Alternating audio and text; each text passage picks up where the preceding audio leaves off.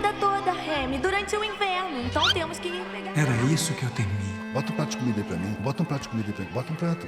Bota um prato de comida aí. Metade da floresta sumiu. Vamos achar comida.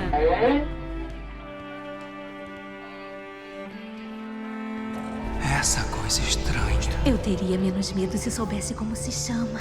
Vamos chamar de Steve. Steve? É um nome bonito. Sou Steve. Em uma semana, vamos juntar uma comida suficiente para um urso! Você é perigoso, você é doido! O prazo acabou, RJ.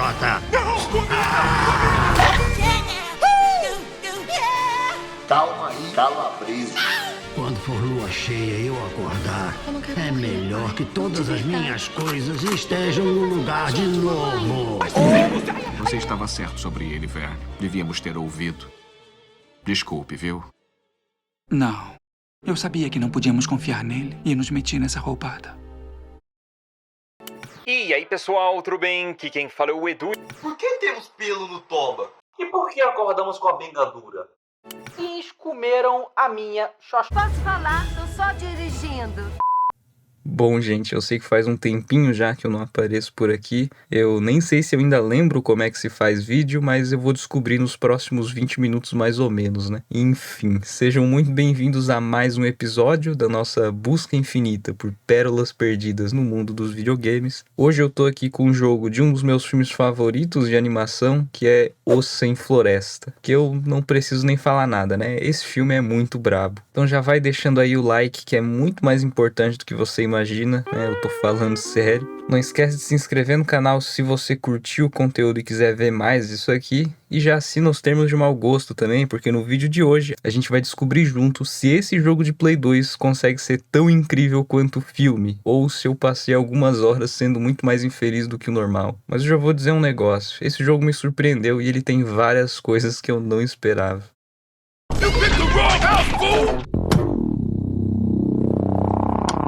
Dando um certo contexto, antes de mais nada, a história desse jogo é um pouco cômica de certa forma, porque o jogo começa no final do filme, então tudo que a gente vai ver nesse game é puramente inventado. Até o próprio começo dele, na verdade, é meio alternativo se você for comparar diretamente com o final do filme. E isso acontece porque praticamente todos os jogos licenciados de filmes eram lançados dias ou meses antes do filme lançar, então o jogo na maioria das vezes tentava ao máximo não dar spoiler e não explicar muita coisa também. Então por esses e outros motivos, a história desse jogo gira em torno de situações onde os personagens principais ficam roubando dos seres humanos objetos e toneladas de comida várias vezes e no meio do processo eles encontram obstáculos e é nesses obstáculos que o gameplay acontece. Surpreendendo um total de 3 pessoas no mundo inteiro, o jogo é um beat'em up, estilo aqueles nostálgicos jogos do Ben 10, por exemplo, ou então qualquer outra coisa que você se lembrar, né? Porque o que mais tinha no Play 2 era jogo nesse estilo, né? Onde você vai numa aventura e tem muitas coisas na tela para mostrar que, nossa, o Play 2 tem um hardware incrível, impressionante. Além disso, o jogo tem um detalhe que eu gosto bastante, que é a famosa síndrome do Play 2. Eu não sei se você chama assim, eu não sei se existe um nome científico para isso, né, um nome comum, correto, mas eu chamo de síndrome do Play 2, que é quando um jogo tem diversos elementos diferentes de gameplay, né, sendo uma hora um jogo de ação, aí do nada tem elementos stealth, aí vira jogo de corrida, Call of Duty, visual novel japonês. Mentira, isso aqui eu inventei. Mas beleza, o jogo tem a possibilidade de multiplayer com 2 pessoas, tem 4 personagens jogáveis, tem minigames desbloqueáveis, colecionáveis, tem momentos engraçados, tem momentos desgraçados, e todas essas coisas que o jogo pode oferecer estão espalhadas ao longo de 35 fases, coisa pouca. E eu vou falar de todas essas coisas com aquele meu toque especial, como algumas pessoas gostam de apontar. Então, vamos lá, né? Como sempre, começamos aqui comentando o menu do jogo, porque eu sou entusiasta de design, e olha, tá bem bonito por sinal, porque eles resolveram colocar direto o modelo 3D dos personagens já com os gráficos do jogo, o que é muito melhor do que costumam fazer, que é simplesmente tacar um monte de PNG na tela e fazer alguma coisa parecida com isso. Mas falando da parte interessante do menu em si, a gente tem a tão famosa aba de extras, que eu vou mostrar com detalhes numa parte específica do vídeo, embora eu já adianto que tem muita coisa interessante aqui, tipo esse modelo 3D.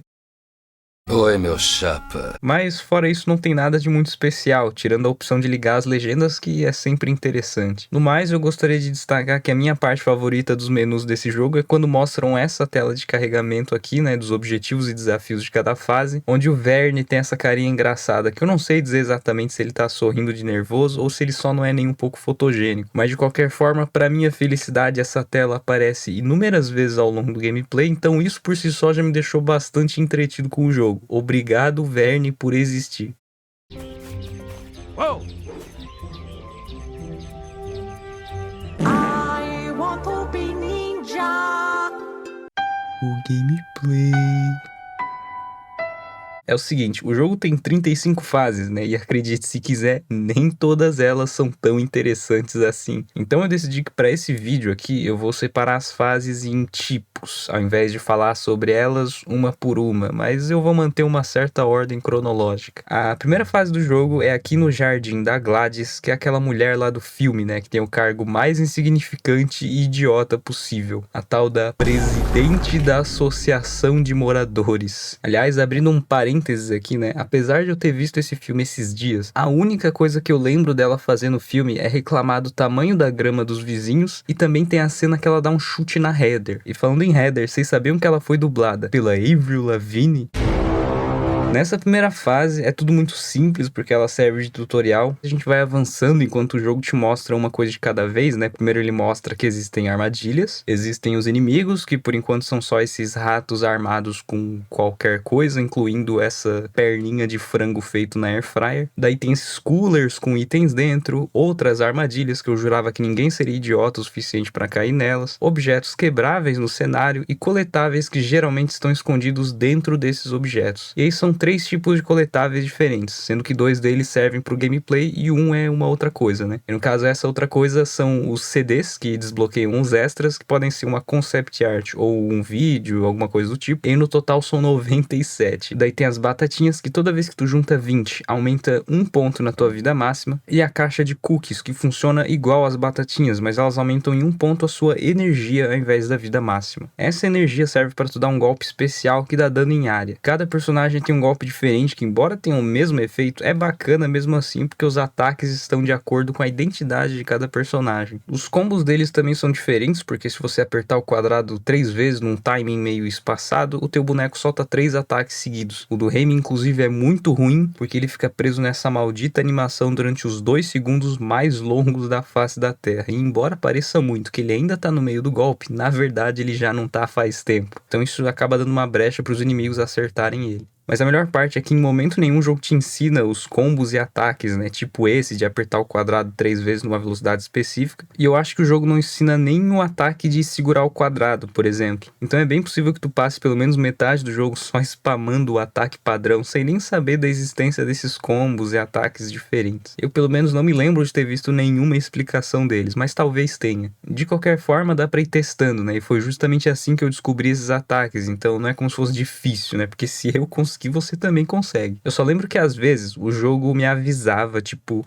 meus parabéns, você descobriu o ataque Ground Pound. E aí você pode se perguntar, mas meu amigo, como eu faço esse tal de Ground Pound? O que é um Ground Pound? E foi a mesma coisa que eu me perguntei quando eu joguei, né? Porque o jogo não explica nada, ele só te avisa, você pode fazer esse golpe. Como? Descubra. E isso, pra maioria de nós que somos burros, acaba não sendo muito interessante. Mas de novo, na tentativa e erro, você acaba descobrindo como é que faz. Outra coisa que a gente aprende nessa primeira fase é o ataque ranged, que não serve pra muita coisa na maior parte do tempo, mas eu queria mencionar que ele existe. De modo geral, o combate do jogo é ok, ele é bem simples, funciona como deveria. E também não tem lá nenhum problema que incomode realmente, ou que faça o jogo ser cagado. Não, ele é bem de boa. E aproveitando que a gente já tá aqui num jardim e numa casa, vamos começar a falar do jogo por esse tipo de fase, né? Que é justamente o que mais tem. Meio que metade das 35 fases se passam nesse tipo de cenário, onde normalmente você inicia as fases nos jardins ou nas ruas, mas de uma forma ou de outra você acaba dentro de uma casa em algum momento, porque é lá de onde vem a comida que os animais querem roubar, né? E aí cada fase tem objetivos primários e objetivos secundários, que normalmente são desafios. Então digamos que o objetivo da fase é resgatar os filhos daquele casal porco-espinho, que eu esqueci o nome, e aí o objetivo secundário pode acabar sendo alguma coisa meio besta, assim, tipo, não encoste em nenhum laser durante a fase toda, ou então algo que que de início pareça até um enigma, tipo, salve o coelho do exterminador. E aí você procede a passar a fase toda sem ver um único coelho, muito menos o exterminador, o que é incrível. E aí a cada mais ou menos 10 objetivos cumpridos, você desbloqueia alguns ataques, tipo aquele ground pound que eu tava falando, e também os minigames extras. As fases que se passam em jardins são cheias de inimigos pra gente descer a porrada quase o tempo inteiro. Tem as armadilhas e os famosos lasers numa quantidade comicamente exagerada às vezes. E no começo do jogo é tudo muito tranquilo, né? É a pura mamata, assim. A gente enfrenta só uma quantidade amigável de ratos, que são os inimigos mais fraquinhos do jogo. Os spawns de inimigos ainda não são realmente uma coisa. E de modo geral, os desafios não são tão complicados, mas conforme o jogo vai avançando, as fases vão ficando mais longas e mais difíceis, e novos inimigos vão surgindo, tipo esse castor gordinho que é bem tanque e demonstra ter pouquíssimas ideias correndo pela sua mente. Tem esse coelho que fica pulando, essas máquinas VAP e essas topeiras nariz estrela que colocam bombas. E detalhe para as fotinhos de perfil dos inimigos, né? Parece até foto de Uber. Mas apesar de começar tranquilo, o jogo que inicia assim, lá pela fase 15 ele fica desse jeito aí. Não preciso nem dizer que pode ser meio desagradável às vezes. Ainda mais quando esse inimigo aparece na sua tela. Porque essa churrasqueira voadora automática, meu amigo, é simplesmente o pior inimigo do jogo. Todas as vezes que ela tava na minha frente, eu me perguntava se valia mesmo a pena fazer esse vídeo. Porque, sinceramente, ela tem uma barra de vida imensa que faz ela ser quase imortal. O ataque dela, que tem um range absurdo, te deixa preso nessa animação de queimando deveras dolorido durante uns 8 segundos, e ela te ataca a cada 5 segundos mais ou menos. Então faz aí a matemática. E o fato dela voar e ser quase imortal faz com que você não tenha muito o que fazer, porque a gente só tem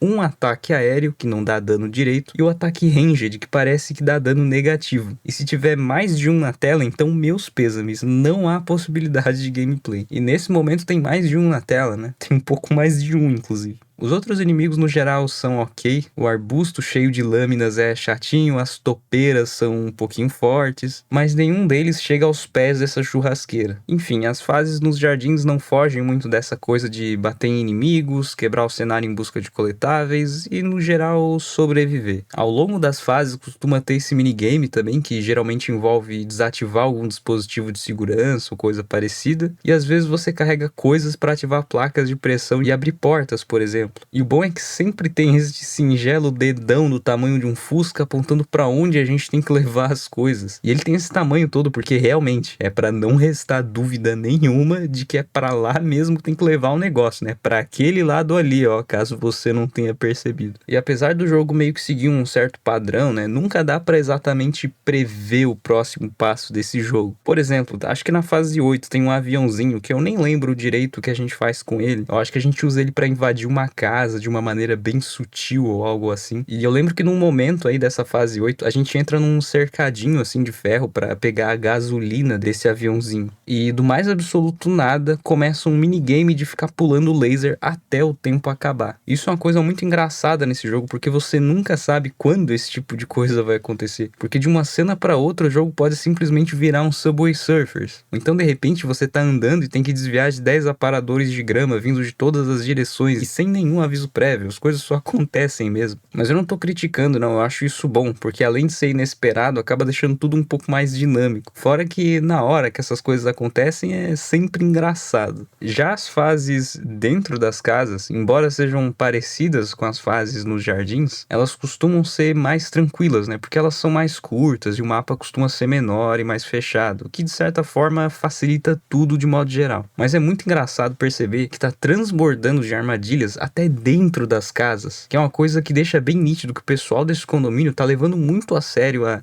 entre aspas, invasão dos animais, né? Então é muito legal ver esse desespero todo, né? Esse exagero de enfiar laser no meio da sala e sensores de movimento que ativam armas na cozinha. É maravilhoso, né? Imagina, levantar de noite para pegar aquele delicioso copo d'água na temperatura ambiente, mas ao invés de tomar água, tomar 3 tiros. Então assim, não se surpreenda muito quando você entrar numa lavanderia e perceber que o chão todo tá cheio de eletricidade. Provavelmente alguém só tava com medo de ter as meias roubadas por um guaxinim. Essas fases nas casas também têm seus momentos, porque além dessa coisa de derrotar vários inimigos e destruir o cenário em busca de coletáveis, você também tem que roubar comida, porque tem sempre algum minigame envolvendo isso. Tanto mais pra frente no jogo, quanto aqui no início também, onde o porco-espinho vai sempre pedindo alimentos específicos para você entregar para ele, só que ele joga no chão tudo que não for o que ele tá pedindo naquele exato momento. E o que me quebra nisso é ver ele jogando a comida no chão e 2 segundos depois pedindo justamente aquela mesma comida que ele acabou de jogar no chão. Ele deve achar que eu sou um palhaço, né? Só pode. Mas fora isso é legal ver as casas por dentro, porque elas são bem parecidas com as casas do filme mesmo. E o jogo sempre te deixa quebrar toda a cozinha sem nenhum motivo aparente. Isso é uma coisa divertida também. E numa dessas de pegar comida das casas, tem um outro minigame também que é bem divertido, que acho que acontece lá no final da fase 10, onde de repente, né, você sai da casa e começam a jogar comida pela janela e tu tem que pegar todas elas. Mas o que não é divertido nesse jogo é uma coisa que acontece inclusive logo depois dessa fase aí, né, que são as malditas fases de proteger o carrinho cheio de comida. E só de lembrar disso eu já sinto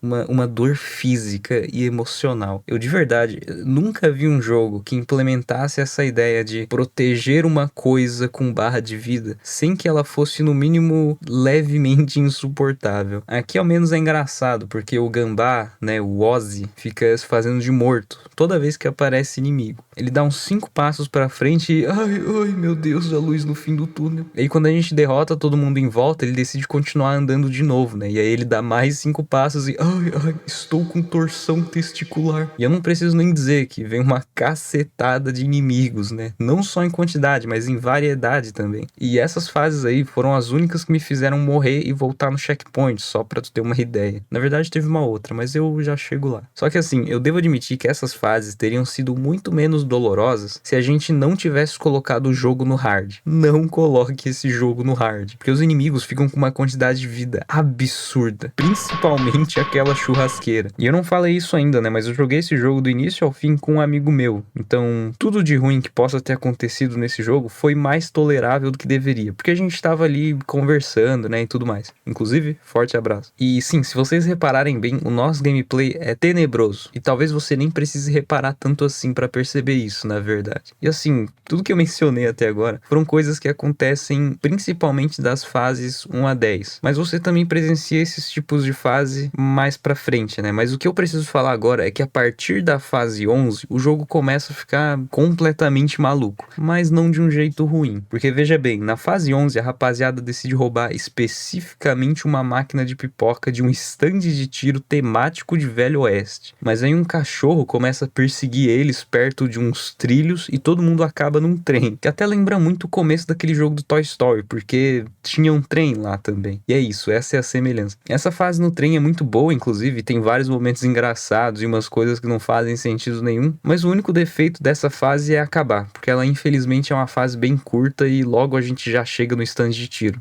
Que é uma fase bem diferenciada, hein? Porque faz o game virar praticamente um jogo de plataforma, porque o cenário fica bem mais apertado e a perspectiva muitas vezes fica meio que em 2D, assim. E isso também acontece nas fases que se passam no parque de diversões, porque sim, de alguma forma a gente vai parar num Hopi Hari da vida, e tem até umas tretas com o dono do parque, que no final, depois de uma boss fight alucinante, a gente acaba meio que matando ele, sei lá, não lembro sinceramente. Eu acho que ele não chegava a morrer, mas no mínimo ele quebrava a clavícula, assim. Essas fases nesse cenário de Velho Oeste, no parque de diversões, são bem bonitos e o gameplay é bem interessante. Eu arrisco dizer até que são as melhores fases do jogo. Ainda mais porque a gente sai um pouco daquela coisa de jardim e casa e rua, e jardim e casa e rua de novo. Então acaba sendo bom quebrar esse padrão. Antes de chegar lá, inclusive, nesse parque de diversões, a gente passa pelo esgoto também. E lá eles introduzem o meu inimigo favorito desse jogo, que é o furão armado com um taser. Que tudo que ele faz é ir correndo correndo na sua direção que nem um maníaco em abstinência, só pra te dar um choque e depois sair correndo. Aliás, não adianta, né? As fases de esgoto me perseguem simplesmente. Não importa se eu tô jogando Silent Hill, um jogo japonês fetichista de baixo orçamento, ou o Sem Floresta. Sempre vai ter uma fase de esgoto pra me atormentar. Mas voltando ao parque de diversões, né? Rola também uma perseguição com aquele mesmo cachorro, e que aliás aparecem vários coletáveis no meio da fuga de uma maneira meio que inconveniente, né? Um clássico dos videojogos, quem nunca, né? E eu mencionei que tinha uma outra parte do jogo também, né? Que eu morri e voltei no checkpoint, além das fases de carrinho, né? Então, essa é a parte. Como dá pra perceber, a gente teve um pouco de dificuldade. E eu sei que pode parecer muito fácil apertar um botão e pular uma plataforma, e realmente é, mas naquele momento, por algum motivo, não estava sendo. Na hora a gente não entendeu direito o que tinha que fazer e tava muito difícil apertar esses botões e pular para a próxima plataforma. Eu não sei o que acontece com a gente depois que a idade chega, mas com certeza se eu estivesse jogando isso com 8 anos de idade, eu não estaria passando mal desse jeito. Eu tava simplesmente sendo mogado ali várias vezes. Como que pode uma coisa dessa? E só pra fins de curiosidade, a gente ficou aqui uns 15 minutos. Mas talvez tenha sido um pouco mais, talvez eu esteja ocultando os fatos. Como eu ia dizendo anteriormente, o jogo fica completamente maluco, né? Então, do nada, no dia seguinte, depois de todo esse rolê aí no parque de diversões, a gente tem que ir numa festa de aniversário roubar mais comida. E isso acho que é lá pela fase 16, já não sei direito. Mas no meio do caminho, né, a gente tem que ir lá no sótão da casa, mas pra ir pro sótão tem que passar por cima dos postes. E aí no sótão aparece um passarinho e a gente dá uma maleta pra ele levar embora, alguma coisa assim, eu não lembro. E a câmera do jogo dá uma bugada monstra nessa parte, né, quando ele sai voando. Dá pra ver que esse jogo, ele entrega vários acontecimentos extraordinários, um depois do outro, né, é impressionante. Lá pro final do jogo tem umas fases que se passam na caverna do Vincent, né, aquele urso que adora uma batatinha. Eu achei essas fases aí bem chatinhas, assim, né, porque tem uns tatu muito tanque numa certa parte da caverna, tem uma parte que tu fica 5 minutos muito longos juntando 60 batatinhas, se eu não me engano, porque elas ficam caindo do teto, e o bom é que nunca dá pra saber quando que é batatinha e quando que é pedra, né, as duas coisas caem ao mesmo tempo, graças a Deus. E aí a gente vai subindo por fora da caverna também, porque a gente quer chegar no topo, mas sei lá, tudo isso eu achei muito esquecível no geral. A própria boss fight com um urso aleatório e depois o Vincent, não é lá aquelas coisas também. O Vincent tem uns ataques super toscos que fazem ele parecer um inimigo comum, assim. As únicas duas coisas que eu tenho lembranças relevantes dessas fases é que o Vincent vira nosso amigo, né, e passa a ficar na floresta com a gente depois de ter sido derrotado, e também que eu fiquei uma fase inteira carregando uma TV comigo, mas depois eu descobri que tava levando pro lugar errado, né, e aí eu perdi a TV porque a gente avançou de um jeito que não dava pra voltar pra trás. E eu sei, né, observando meu próprio gameplay nesse momento, dá pra ver claramente que eu não tava indo pro lado certo mesmo. O negócio do tamanho de um elefante ali na minha frente o tempo inteiro, e eu mesmo assim fui pro lugar errado. Triste. E falando em Vincent, tem também, acho que na fase 33, uma grande invasão dos animais na floresta, e aí o Vincent ajuda a gente, e é uma maluquice, assim, ele fica ali no cantinho debulhando a rapaziada e dando vários gritos.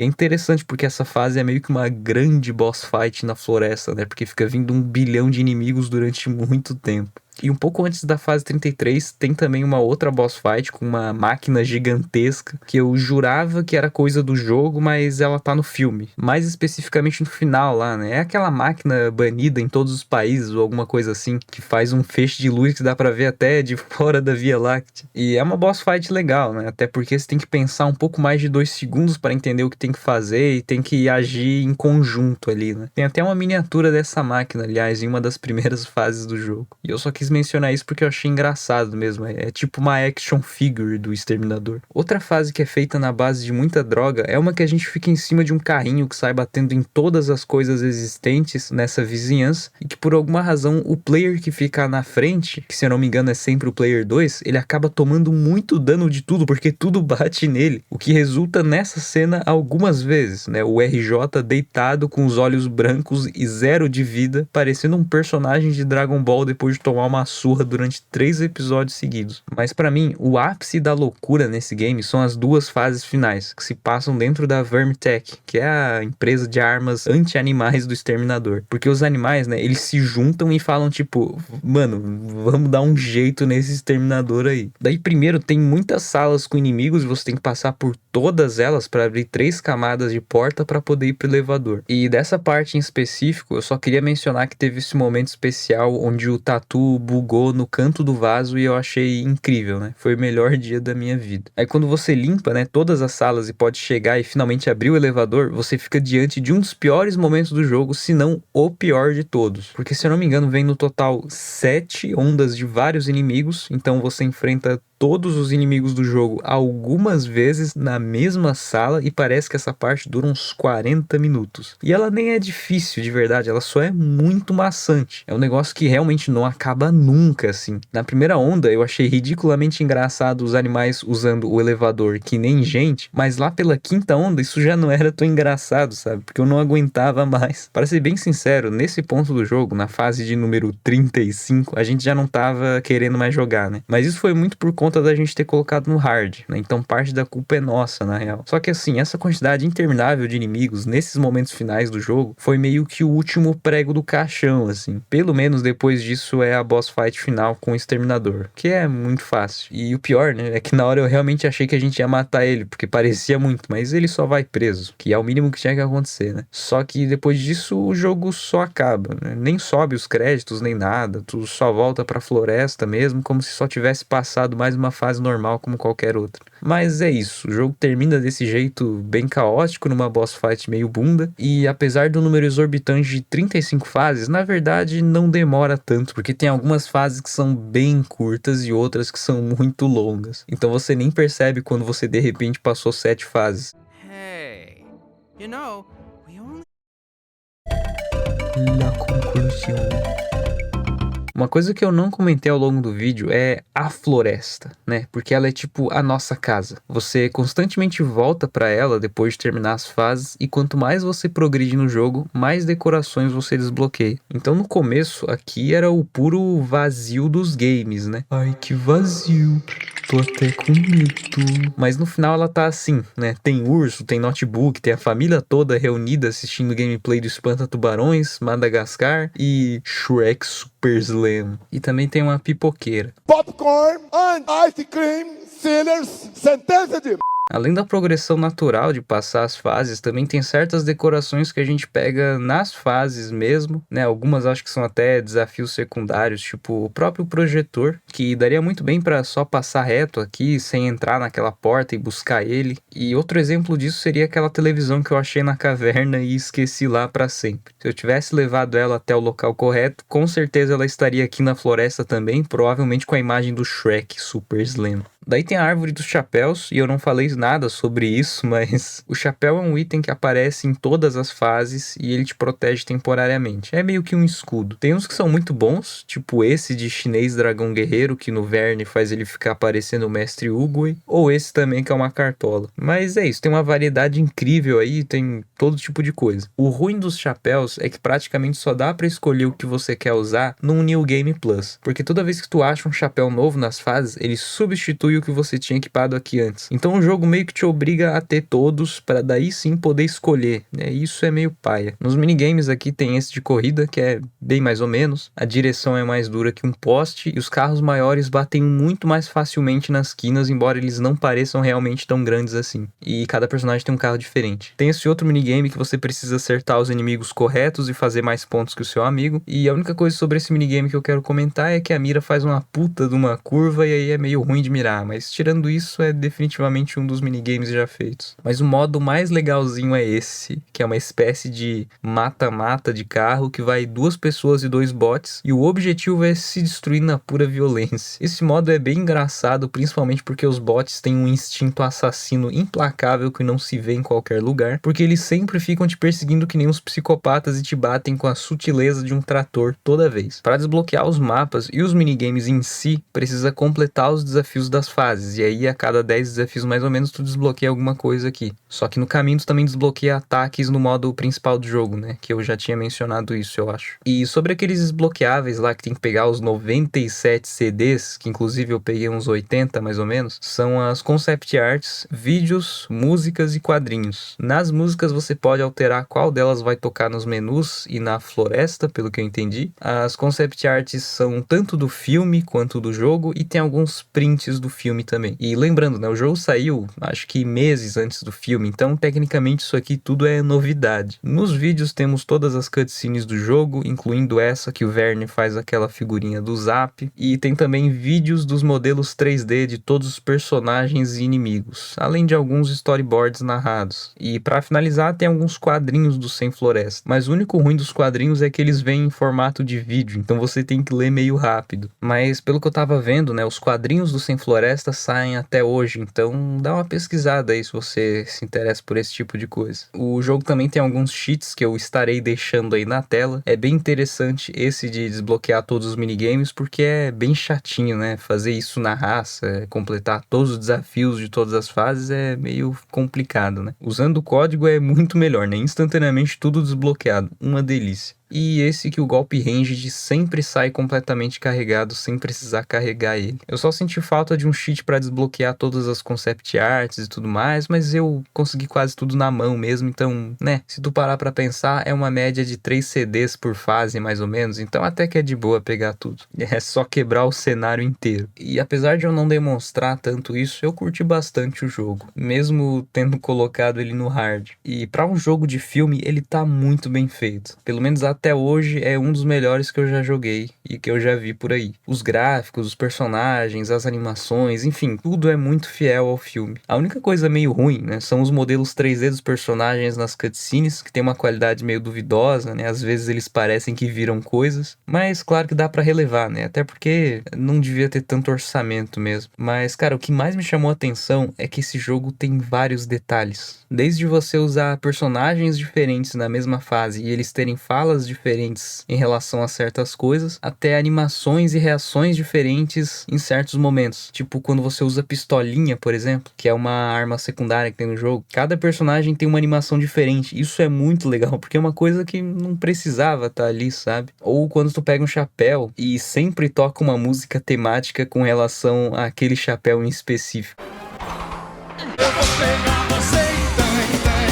E tudo isso me leva a crer que quem jogou esse jogo na infância ou na época que ele saiu deve ter ficado muito feliz, provavelmente. Porque é um jogo divertido. Ele consegue passar a vibe do filme, ele consegue mostrar os personagens sendo carismáticos, ele consegue entregar um gameplay legal. Então, cara, tá aprovadíssimo, assim. E ter jogado esse jogo agora, né, reviveu o amor que eu sempre tive por esse filme, que eu já fazia um tempo que eu não via ele, e fez eu ter mais esperança com os jogos que eu trago aqui pro canal, porque pela natureza das minhas escolhas, a chance de eu terminar um vídeo infeliz e traumatizado é sempre muito grande, mas não foi isso que aconteceu dessa vez. Apesar dele ser um beat'em up mais simples, ele é um bom jogo e conseguiu me divertir. Mas é isso, né, então, muito obrigado a quem assistiu até aqui, eu já tava com saudade de gravar vídeos, espero que tenham gostado. E é isso. Valeu. Falou.